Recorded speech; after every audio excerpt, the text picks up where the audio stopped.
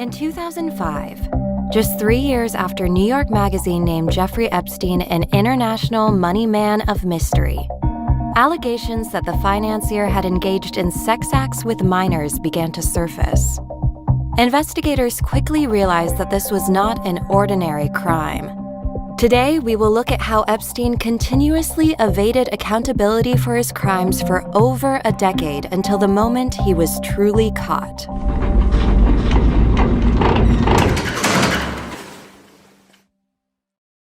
Jeffrey Epstein was born on January 20th, 1953 in Brooklyn, New York. Notably good with numbers, Epstein joined the math team at Lafayette High School and briefly studied math and physics at both Cooper Union and NYU, but never received a degree. Instead, by the mid-1970s, he began teaching calculus and physics at the Dalton School, an expensive private school in New York City. According to The Guardian, Epstein was known for wearing a fur coat, gold chains, and an open shirt that exposed his chest. And at least once, he showed up at a high school party where his students were drinking. He paid persistent attention to girls in the hallways and in his classroom, which was so disconcerting, some students later recalled it left an impression that lingered for decades. Though he was never formally accused of sexual misconduct, one student felt so uncomfortable with him, they reported his behavior to a school official.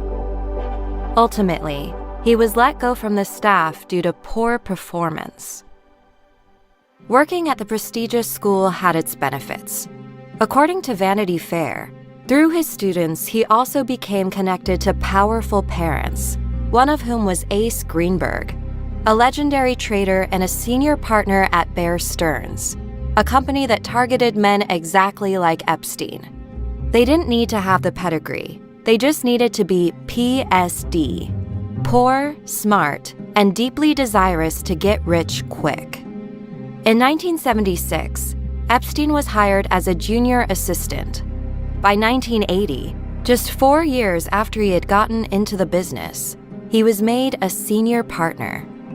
Epstein quickly acquired a bevy of personal clients as well, and by 1981, he left Bear Stearns to open his own wealth management firm called J. Epstein & Co. His business operated slightly differently than the rest of the industry.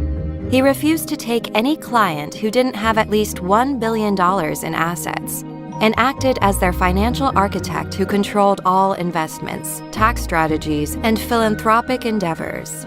Epstein charged a flat fee, never taking commissions or percentages, but demanded power of attorney to control his client's entire fortune. By some estimates, even if his annual management fee was 0.5%, one account worth $15 billion would yield him $75 million a year alone. He had about 20 accountants to keep numbers on track, 150 employees for administrative duties, and several beautiful female assistants to keep his schedule tight.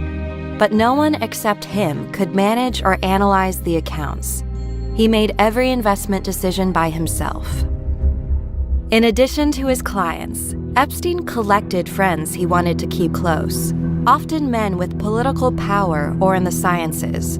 For example, he built his Santa Fe home after spending time with Nobel Prize-winning physicist Murray Gell-Mann, who was co-chair of the science board at the Santa Fe Institute at the time. Gerald Edelman, another Nobel Prize winner who managed the Neurosciences Institute, said that at one point, Epstein was giving them $20 million a year, likely in exchange to visit and ask scientific and philosophical questions.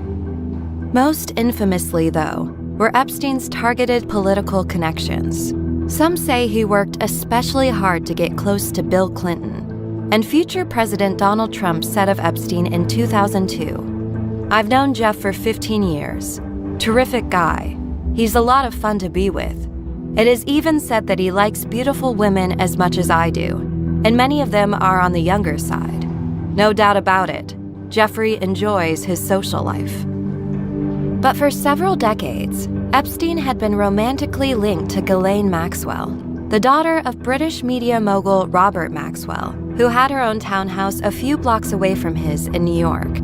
The heiress was known as a socialite, a party girl with friends in all stratospheres, as high as British royalty. Many postulated that despite their connection, their relationship was largely platonic, mainly due to Epstein's dedication to his bachelor lifestyle. Journalist David Patrick Columbia said of the pair, "It's a mysterious relationship that they have.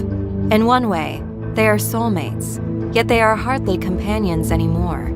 It's a nice conventional relationship, where they serve each other's purposes." But Epstein wasn't just a playboy, and Maxwell a lovesick groupie. Anyone in Epstein's orbit may have been pulled into the enormous gravity of his alleged heinous crimes, which all began to unravel in March 2005, when a 14-year-old girl confessed to her parents that something terrible had happened to her. Those parents went to the police with her story. Their daughter had been molested by Jeffrey Epstein in his Palm Beach mansion. When she was brought in for questioning, she told authorities she had been brought there by 2 other girls. And when those girls were brought in, they pointed to 2 more girls who had done the same thing to them. Detectives soon identified dozens of victims, all female minors who all told a similar story. They arrived in a taxi to Epstein's Palm Beach waterfront estate and were brought through a side door into a kitchen, where they might be offered a snack, before they were shepherded upstairs to the master bedroom where Epstein lied in wait. One of his victims, Courtney Wild, who was only 14 years old when she was assaulted by Epstein, said of his strategy, "Jeffrey preyed on girls who were in a bad way, girls who were basically homeless. He went after girls who he thought no one would listen to, and he was right."